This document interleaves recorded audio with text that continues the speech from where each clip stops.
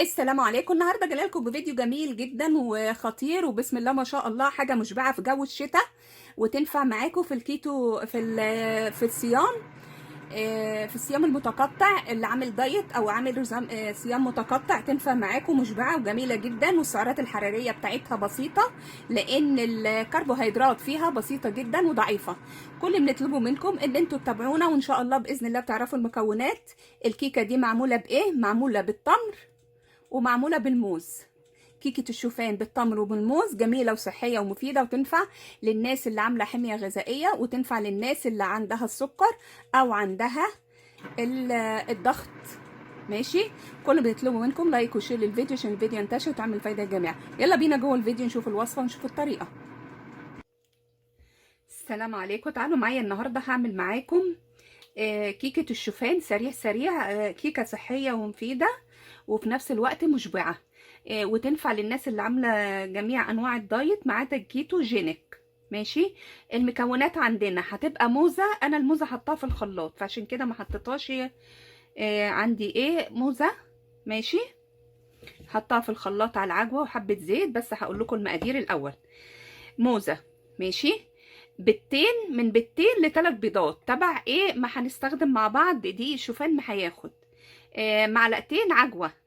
ما عندكيش عجوه هتستعملي اي نوع سكر ينفع للدايت، ده سكر بني غامق. ماشي. انا عندي الشوفان بحطه عندي في التلاجة، ببقى حاطه عليه ميه اعمل بيه عيش، اعمل بيه كيكه، اعمل بيه اي حاجه، يبقى سريع سريع عندي، لان انا بجيب الحبه الكامله من الشوفان اللي هو الشوفان الخشن. ماشي. عندي فانيليا. عندي زيت زيتون. ماشي. طبعا عشان هي حاجه دايت فاحنا لازم نستخدم فيها المكونات تبقى صحيه ودايت. هنيجي كده عندنا هنا، انا حطيت الموزه، حطيت عليها معلقتين زيت زيتون، حطيت عليها معلقتين العجوه، عجوه مهروسه او عجوه تبليها في قلب حليب. ماشي. هكسر عليهم البيضتين وهرجع لكم. تعالوا بصوا معايا كده. احنا حطينا الموزه، حطينا معلقتين الزيت الزيتون، حطيت شويه فانيليا، حطيت بيضتين، حطيت معلقتين عجوه. يبقى انا كده مش هحط سكر، هعتمد على السكريات اللي موجوده في الموز واللي موجوده في العجوه. ماشي. هضرب المكونات دي مع بعض وهرجع لكم تاني.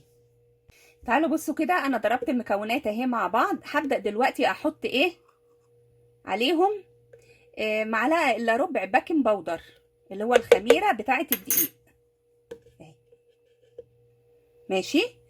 هحط هنا 3 معالق شوفان من الشوفان اللي انا حطاه بلاه وحطاه في التلاجة، بستخدمه في اي اكل.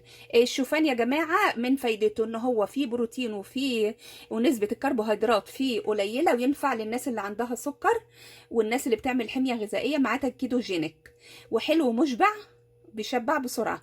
ماشي. هحط دلوقتي 4 معالق من الشوفان المبلول. ماشي. وهرجع لكم. تعالوا بصوا كده، الخليط بتاعي اهو.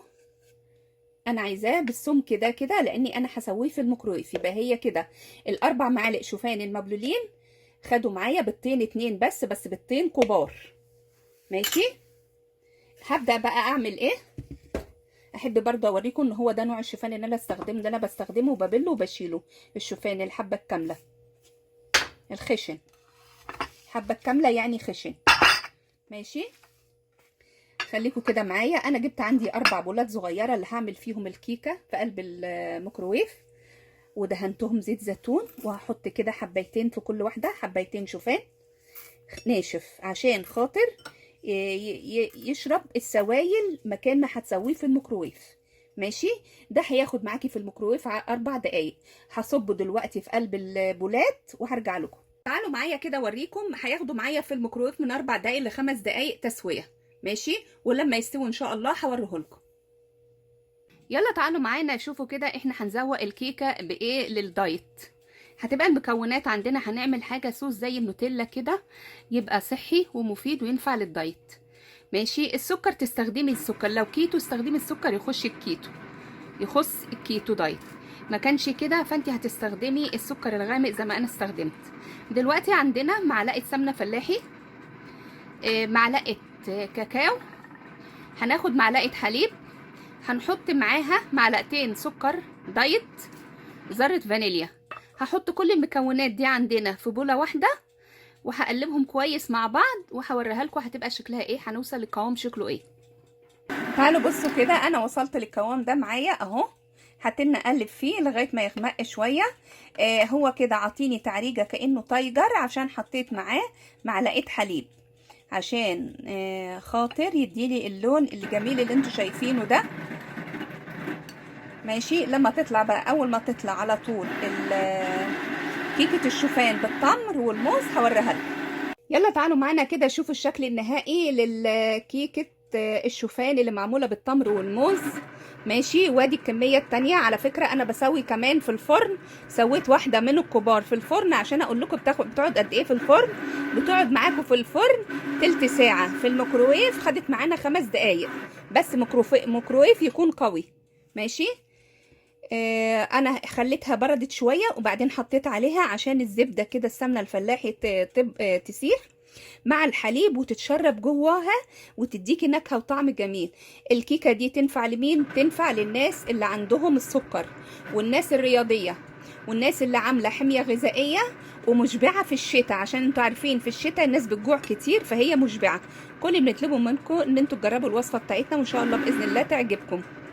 ماشي. لايك وشير للفيديو عشان الفيديو ينتشر وتعمل فايده للجميع. باي باي.